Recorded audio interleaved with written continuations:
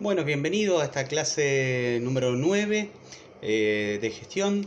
Espero que hayan tenido un buen receso, que hayan, como nosotros los docentes, recargado las energías para avanzar en este segundo tramo y bueno, en un contexto en el cual la verdad pensábamos en retornar a las clases presenciales, pero estamos en especie del pico de la pandemia y es lo que no nos permite retornar a la modalidad habitual. Así que bueno, iremos viendo hasta dónde serán clases así virtuales y cuándo podemos retornar a la modalidad presencial normal. Bueno, vimos varios temas, la clase pasada, mejor dicho, la última clase, la clase 8, antes de receso, habíamos hecho un pequeño repaso por todos los temas. Después le había dado un práctico un poco para que vean algunos alcances de lo que es la materia y ver un poco en la parte práctica lo que muchas veces uno ve con conceptos teóricos y que siempre es bueno volcar estos conceptos porque muchas veces quedan en palabras y uno dice, ¿en qué ámbito lo voy a aplicar? ¿En qué situación? ¿Alguna vez escucharé este término? Y bueno, muchas veces es lindo poder hacer trabajos prácticos o comprensión de textos para poder analizar en qué contexto puede desarrollarse nuestra carrera una vez que finalicemos la etapa educativa. Este capítulo se llama Información en la empresa agropecuaria, es una filmina con varias diapositivas que les envié como material para la cursada al inicio del primer cuatrimestre y empieza hablando un poco de la información.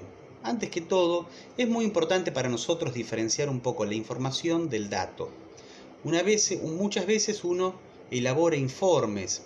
Si elabora informes y esto está analizado, detallado, eso que estamos presentando es información. Pero si solamente contestamos un requerimiento o presentamos solamente algunos aspectos, muchas veces lo que estamos haciendo es presentando datos. Hay que diferenciar muy claramente que el dato y la información no son lo mismo. Un dato puede volverse información. Si lo procesamos, lo analizamos, lo interpretamos, ese dato se va a convertir en información. ¿Y la información para qué sirve? Lo vamos a ver un poquito más adelante, pero la información siempre es muy importante para tomar decisiones correctas y oportunas.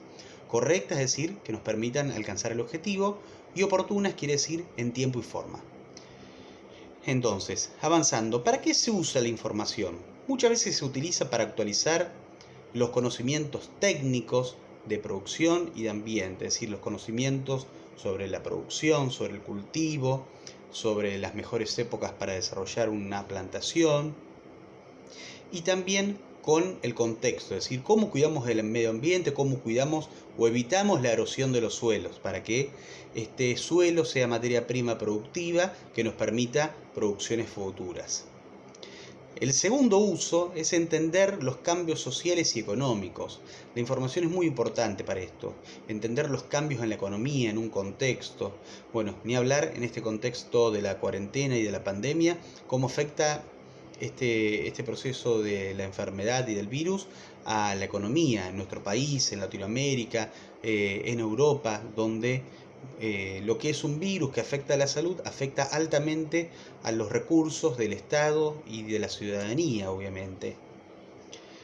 Y el tercer uso es controlar el desempeño productivo, financiero y comercial. Controlar el desempeño, es decir, controlar cómo nos vamos desarrollando en lo productivo, es decir, en los tiempos, en los rindes, en los procesos, en lo financiero, es decir, en lo que es los recursos, de dónde obtenemos las fuentes, y lo comercial, una vez que producimos, cómo vendemos al mejor precio, usamos intermediarios.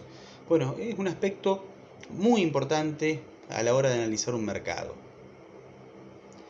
El segundo tema que vamos a ver son los tipos de información. Y tenemos información interna e información externa. Interna, por ejemplo, la cantidad de insumos y productos aplicados a un proceso productivo.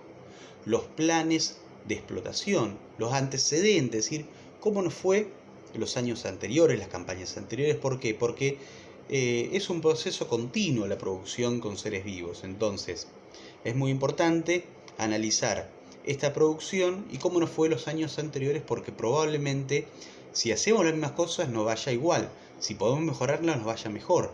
Bueno, obviamente teniendo en cuenta factores externos que luego vamos a ver.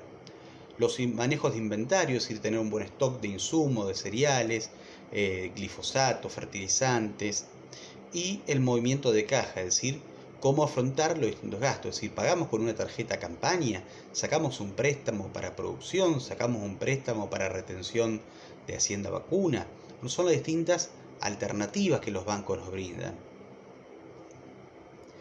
Y después tenemos, como les decía, la información externa. Por ejemplo, hablamos antes de cantidad, ahora vamos a hablar de precios de los insumos y los productos. Eventos climáticos, un factor externo muy difícil de prever, prácticamente imposible, los pronósticos. Una vez hablaba y uno a veces mira los pronósticos extendidos. Y esos pronósticos extendidos, la verdad, me decían que pierde fiabilidad, que el horizonte en el cual uno puede pronosticar un clima, una variación climática, son 2-3 días. Y uno muchas veces quiere comprender de acá a una semana, 10 días, plazos en los cuales es prácticamente imposible. Podemos ver frentes de aire frío, frentes de aire cálido, que puedan alterar el proceso productivo, pero esto no nos asegura que se pueda desarrollar. Sí, en los fenómenos climatológicos podemos ver, por ejemplo, qué se espera para el año que viene o la campaña que viene, si va a ser un año seco, un año húmedo. Esos aspectos sí podemos verlos con anterioridad, de acuerdo a la circulación de los vientos y otros factores. Los conocimientos técnicos, es muy importante lo técnico, lo tecnológico, es decir, si contamos con asesores, con ingenieros, asesores contables, asesores legales, que nos brinden información para hacer las cosas bien y alcanzar los objetivos que nos proponemos.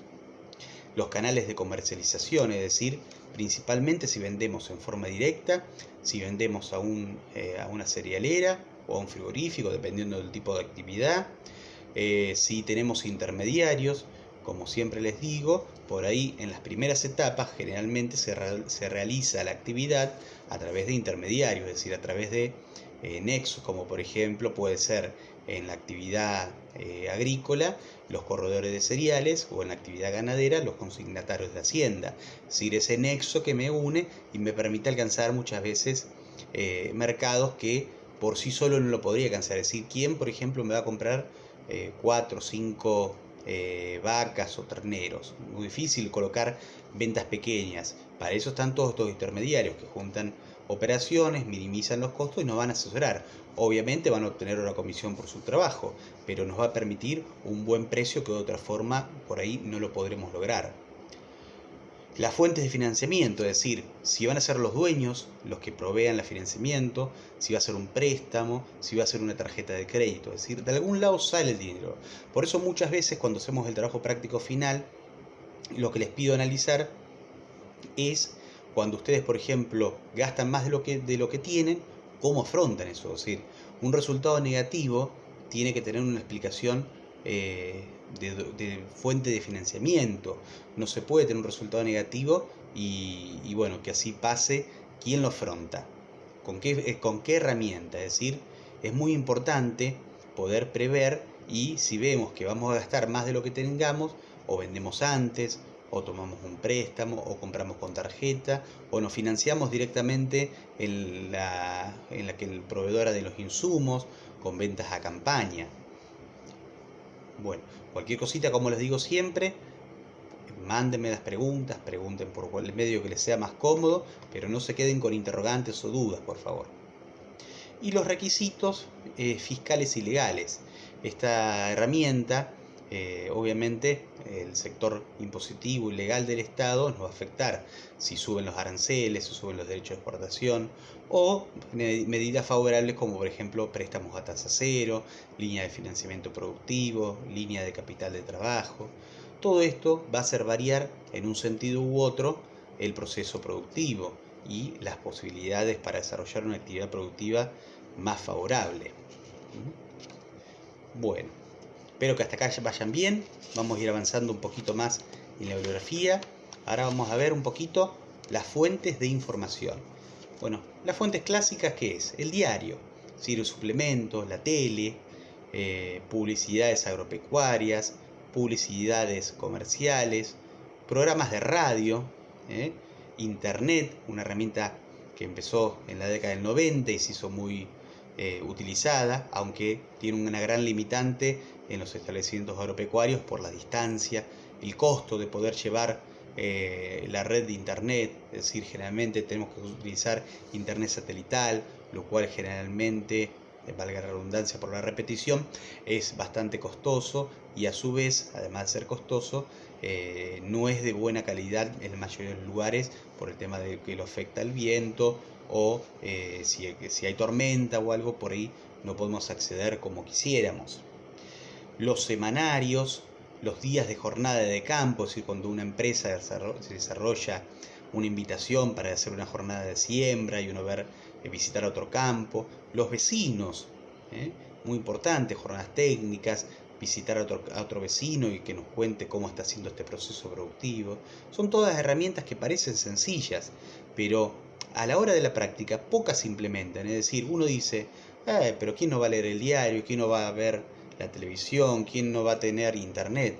En el campo muchos de estos procesos no se realizan. Después vamos a ver, no sé si hoy o la clase próxima, un poco los últimos datos del censo agropecuario, que el último que se cuenta es del año 2000, donde habla, por ejemplo, del acceso a internet, del acceso a la luz, y van a ver que fenómenos como, más que fenómenos, procesos o servicios como estos que hablamos, en la ciudad parece impensado no contarlo, pero en el campo muchas veces probablemente no se cuente, por la distancia, por la lejanía, por una cuestión de que no tenemos a alguien que se quede en el campo para cuidar, por el costo, puede ser muchos factores.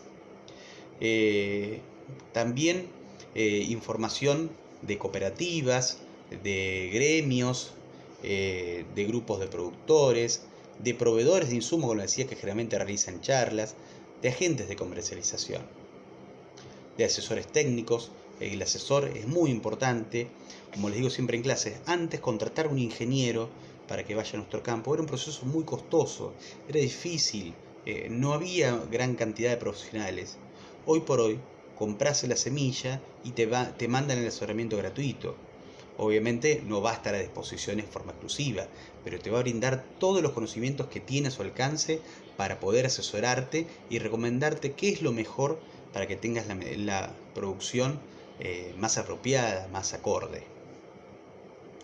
Y lo último, las instituciones públicas, principalmente el Ministerio de Agricultura y Ganadería, y las universidades o diversos institutos que pueden brindar jornadas, capacitaciones, carreras afines, es decir, como ustedes están cursando, quizás para trabajar en una empresa, en una agronomía, por su cuenta, para asesorar a un vecino, para asesorar a un familiar, muchos productores tienen la posibilidad de estas carreras como la que estamos desarrollando, donde pueden aprender nuevos conocimientos, nueva información y poder desarrollar procesos que antes parecían impensados. Tener universidad o institutos terciarios o de nivel superior en nuestra ciudad es un proceso que antes era imposible. Había que viajar a Buenos Aires, a Rosario, después a Junín, y hoy por hoy tenemos muchas carreras acá. Entonces, ¿qué hace? Que esa posibilidad esté no solamente para el joven, sino también para la persona adulta que no tiene que concurrir o viajar a otra localidad, para la persona que trabaja. Todo esto es acceder a información que me sirva para el hoy y para la mañana. Bueno, ahora el cuarto punto que vemos es cómo se gestiona la información. ¿Qué es gestionar? En la bibliografía dice cómo se maneja la información y entre paréntesis gestiona, o sea, asocia al manejo de la información la gestión. No está tan mal, pero por ahí un poco simplista esa definición. Gestionar es organizar, direccionar, ejecutar, controlar procesos, recurso humano, recurso físico, recurso financiero. Es decir, los distintos recursos que podemos tener en una actividad los organizamos, organizamos la forma que se van a desarrollar las secuencias, tomamos decisiones y controlamos cómo nos va. Todo este proceso que es parte del proceso administrativo, también podemos decir que es gestionar. Entonces empieza hablando de qué es un sistema de información y dice que un sistema de información para la gestión es un conjunto de registros escritos. Es muy importante esta palabra, que estén escritos y que no sean conceptos orales o electrónicos, guardados en un soporte en la computadora, en un dispositivo, herramientas de planificación, procedimiento, servicios externos para facilitar la información necesaria. ¿Para qué? Para la toma de decisiones. Es decir, establecemos por escrito los procesos que vamos a realizar para tomar decisiones. Un poco simplificando esta definición, que no es compleja, pero para que les quede un poco más concreta la definición, en esto consiste, en organizar, registrar y luego tomar decisiones. Eso es un sistema de información, que tiene componentes: los datos, los procesos, las personas, la distribución, la interfase y la tecnología. Principalmente los datos, el proceso y este dato procesado, que se va a llamar información. La tecnología puede llegarnos de distintas formas, en forma informal, en forma manual, en forma de un servicio, tecnología en forma electrónica. Entonces, hablando un poquito del proceso administrativo que les decía recién, un ciclo de gestión podemos componerlo. En la bibliografía van a ver una especie de un círculo donde tenemos una situación actual, que sería lo que hay que evaluar, una situación futura, es decir, la planificación, una ejecución, que es el presente, el hoy, y un control, que es el pasado. Si relacionamos el hoy con el pasado, controlamos lo realizado. Eso es un proceso administrativo, eso es gestionar. Gestionar es llevar adelante acciones, organizarlas y que esa gestión permita lograr los distintos objetivos que se propone una empresa. Después hablamos un poco de las funciones y de las áreas, es decir, las funciones cuáles son, las veíamos recién: la planificación, la ejecución, el control y la evaluación. Planificamos, por ejemplo, los distintos rubros, los distintos canales, las distintas fuentes de financiamiento. Ejecutamos organigramas, recursos humanos, gastos o proyecciones de venta, y obtenemos fondos. Control a través de registros productivos o registros contables, no hay otra forma. Y evaluamos, es decir, medimos el grado de alcance de los objetivos, y también puede ser que lo plasmemos en estados de resultados. Bueno, ¿qué nos tiene que dar de esto? Es que hay dos tipos de registro: el registro productivo y el registro contable. En uno vamos a cargar toda la información sobre la producción, y en otro vamos a cuantificar y tener los objetos que respaldan el proceso productivo. Ambos deben ser complementarios.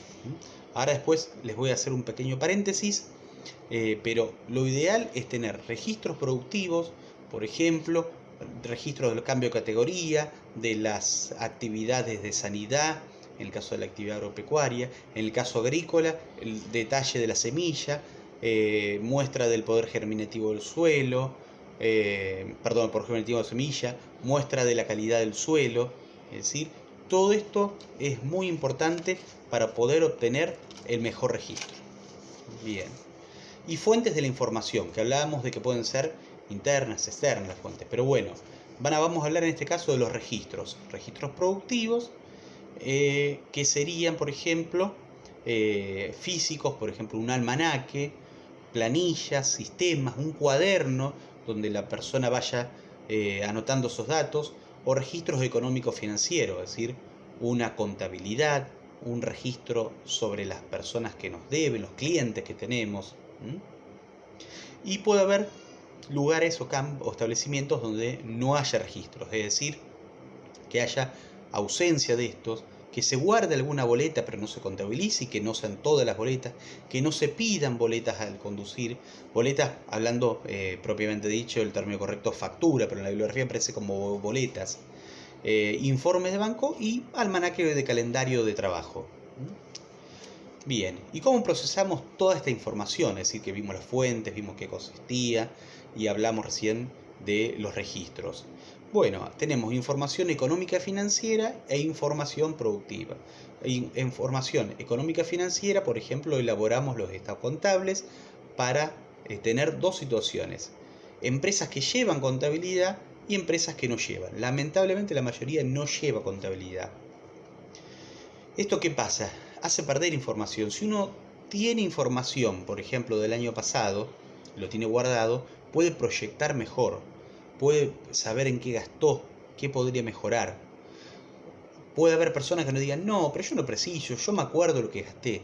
En todo eso, acordarse, uno tiene que usar muchas veces la cabeza o la sapiencia para planificar, para proyectar, no para guardar datos. Para guardar datos están los registros. Informes productivos cuando podemos hacer reconstrucciones parciales de procesos itinerantes, técnicos o estimar coeficientes. Bien. ¿Y dónde encontramos disponible la información agroeconómica? Bueno, por un lado, acuérdense, si tenemos información contable y registro, tenemos registros completos. Registros de lo que producimos y registros de lo que gastamos. Esto lamentablemente sucede en la minoría de los casos. Lamentablemente, la mayoría de las empresas vamos a estar en que tiene ausencia de registros contables y ausencia de registros productivos. Puede pasar que una empresa no sea tan detallada y que tenga solamente un estudio contable donde le lleva la información de los registros contables, que no tenga ninguna persona dentro del establecimiento que le cargue la factura o que tenga archivos de información. Sí, puede pasar, pero bueno, lo importante muchas veces es obtener la mayor cantidad de información posible. No debemos quedarnos con información parcial, información que nos falte. Entonces, el objetivo de esta clase y de ustedes como alumnos de tercer año es aprender a brindar información, a tener ustedes primero la información, a procesarla, a diferenciar información de datos y a brindarla a quien me contrate, a quien me asesore, a un familiar que tenga un establecimiento y que pueda conocer lo que aprendí. No minimizar lo que uno aprende. Si llegaron hasta este año, hasta tercero, es porque les gusta la materia, es porque conocen del tema, y puede ser que algún tema nos falte aprenderlo, pero a todos nos falta aprenderlo, y en la profesión siempre hay que mantenerse actualizado. Lo que uno aprendió hace un mes, un año, va a cambiar. Más lamentablemente en nuestro país, que las normas jurídicas son de cambios muy constantes. Y para cerrar la clase, les voy a hablar un poquito del Censo Agropecuario 2000, que es el último censo, y les voy a dejar una pequeña actividad para la clase próxima. Por ejemplo, en el Censo Agropecuario 2000 tenían teléfono el 48,3% de los establecimientos agropecuarios. 48, ni la mitad. Y piensen que estamos hablando de teléfono en todas sus formas: teléfono fijo, teléfono celular.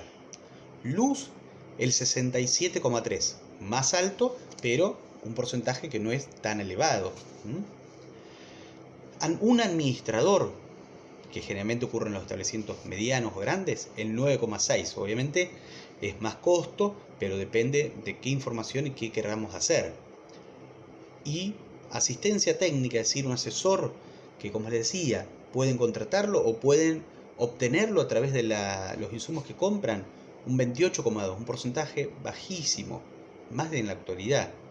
Y registros o productivos o contables, el 38,5%. Fíjense, lo más alto es los que tienen luz, un insumo básico, imprescindible, y ya todos los otros bajan entre el 48% que decía el teléfono y después por debajo el 40%.